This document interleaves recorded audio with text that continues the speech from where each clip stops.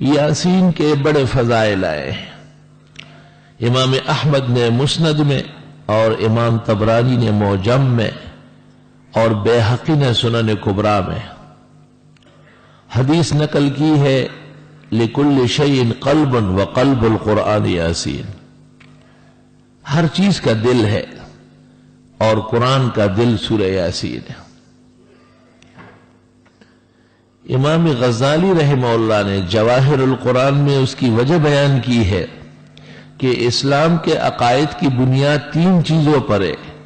اللہ کی توحید، پیغمبر کی رسالت اور آخرت کا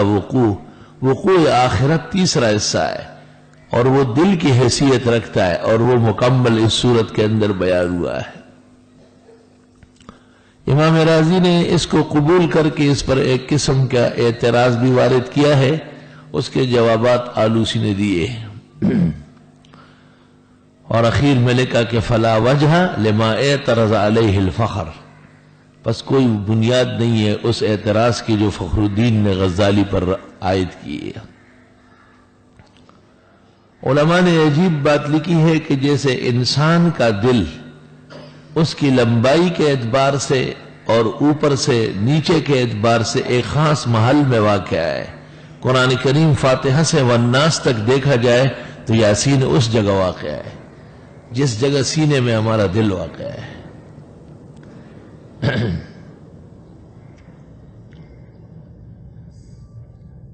اور حدیث میں ہے کہ اقرؤوا علی موتاکم یاسین، مرنے والوں کے ہاں یاسین پڑھ لو، اللہ تعالیٰ اس سے نزع روح میں آسانی کر دیتا ہے۔ تفسیر زاہدی میں لکھا ہے کہ ملک الموت جب کسی کی روح قبض کرنے آ جاتا ہے اور وہاں سورہ یاسین پڑھی گئی ہو تو واپس جا کے بارگاہ الہی میں عرض کرتا ہے کہ میں اس کی روح کیسے قبض کر لوں، وہ سورہ یاسین پڑھ چکا ہے۔ وہ سورۃ یاسین کے ایک ایک حرف پر اتنے فرشتے نازل ہو کے وہاں موجود ہے، تو اللہ تعالیٰ جنت کا فرشتہ رضوان کو بھیج دیتا ہے، اور وہ اس شخص کو آ کے جنت کے ایک ایک درجے اور نعمت کی خوشخبری دے دیتا ہے کہ جنت بالکل منتظر ہے اور دیر ہو رہی ہے، تو یوں وہ خوش ہو کر کے روح دے دیتا ہے۔ سورۃ یاسین ہر مشکل کے حل کا علاج ہے، اور اس میں 3-4 روایتیں، ایک روایت میں ہے کہ ایک دفعہ یاسین پڑھنا 2 قرآن کے برابر ہے،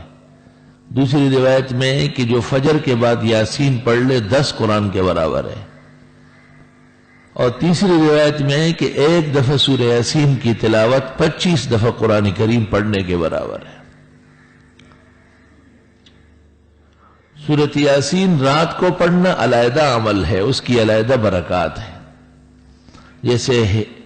عزت کا تحفظ، رزق کی برکت، مصیبتوں کا ٹل جانا،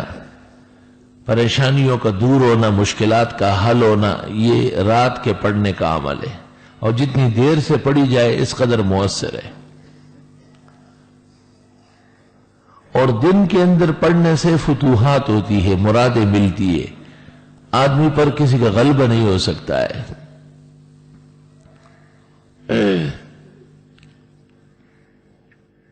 مسلمان کے 3 اعمال ایسے ہیں کہ اگر ان کا اہتمام کر لے تو چوتھے عمل کی ضرورت نہیں ہے۔ ایک، فاتحہ کے ساتھ کسی بھی وقت 24 گھنٹے میں 3 مرتبہ سورہ اخلاص پڑھنا۔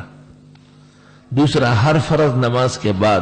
سنتوں کے لیے جگہ بدلتے بدلتے، یا جن نمازوں کے بعد سنن نہیں ہے فرائض کے فوراً بعد، آیت الکرسی 1 دفعہ پڑھنا۔ اور تیسرا عمل سورہ یاسین کا 24 گھنٹے میں کم از کم 1 بار اس کی مکمل تلاوت کرنا۔ بہتر ہوگا کہ دن کے کسی نماز میں ہو۔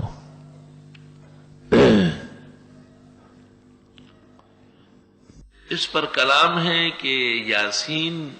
کیا چیز ہے، تو 2 قول مشہور ہے، ایک یہ کہ اسم من اسماء اللہ اور سر من الاسرار، اس معنی میں جس طرح الف لام میم و الف لام را ہے اس طرح یاسین ہے۔ اور دوسرا قول یہ ہے کہ طٰہٰ اور یاسین حضرت صلی اللہ علیہ وسلم کے اوصاف جمیلہ ہے، جیسے مزمل اور مدثر ہے. خدے پتواہا او پیاسین کے ستا صفت کڑے دے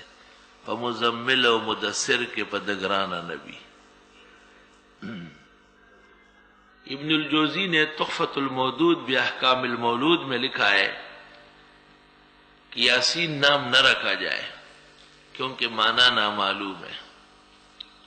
لیکن بہت سارے علماء نے ابن الجوزی کی گرفت کی ہے اور کہا کہ نہیں، یہ نام سلف و خلف میں رائج رہا ہے.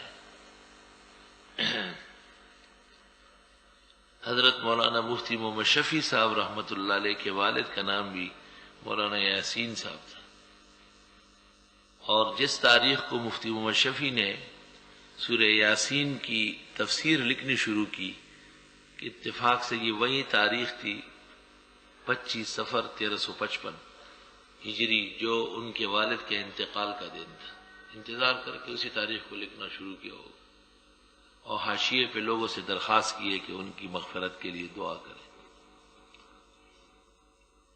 اور جو یاسین زندہ گھوم رہا ہے ان کی صحت اور نارینہ اولاد کے لیے دعا کریں.